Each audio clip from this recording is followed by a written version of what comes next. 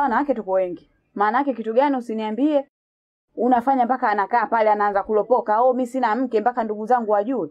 Ungeniambia mimi ningejiwahi. Vitu vingine wewe unafuata protocol bwana. Nitakuwa sikupi deal hapa wapangaji wakiondoka. Sawa.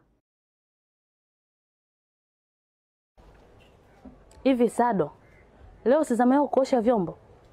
Mbona unaacha masufuria na ng'ung'u na nzi? Unataka kututia hebu mbele ya mgeni, si ndio? Kwa kuwa leo nimefanya mimi Yaani kwa nyanya au nikundule. Osha hivyo vyombo. Mimi nina kiakiba changu naenda kununua miogo.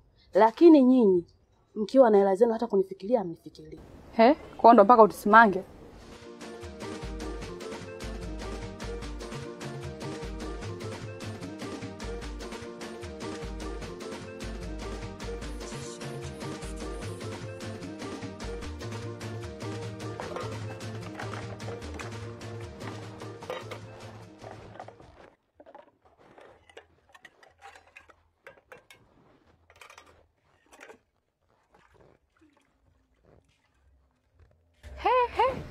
Haya. Wewe tukataza sisi tusiende chooni na kopo moja. Angalau tubebe hata nusu ndoo. Haya, mbona wewe leo upo na kopo moja? Kwa wewe utuambukize sisi utiai. Yaani kwenye maisha yako wala usinifuatishe mimi. Utachanganyikiwa. Mimi mwenzio mkongwe. Najua jinsi gani ya kuchamba hata nikienda na kisoda. Samanini wakina dada, hivi vitafuno vinapatikana wapi?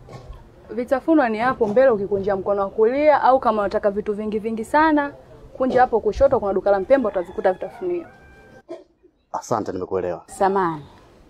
Kama utujui majina, mimi naitwa Posa. Huyu kibonge huyu ndugu yangu anaitwa Sado. Yule aliondoka si au mcha Mungu. Biashara kutuita dada hatutaki. Wala hatuna shida kuongeza undugu kwenye ukoo wetu. Upo? Sawa, usijali, nimekuelewa pia. Tuite tu majina yanatosha baba. Sawa, nimekuelewa. Kwa nini mambo mazuri hatuyataki?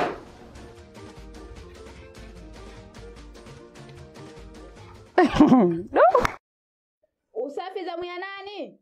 Cha Mungu. Yaani mimi siwezi nikakupeleka mabondeni.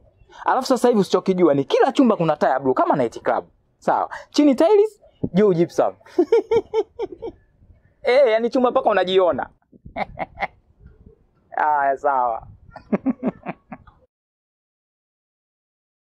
Dalali Masudi unaongea sana. Yaani mimi sio kuongea tu. Hadi kwenye vitendo niko vizuri. Vipi mpangaji mpya niliyowaletea? Unamwonaje? Kwa muonekano yuko vizuri. Ila tabia zake hatujazijua bado. Na ulichokosea, hana mke.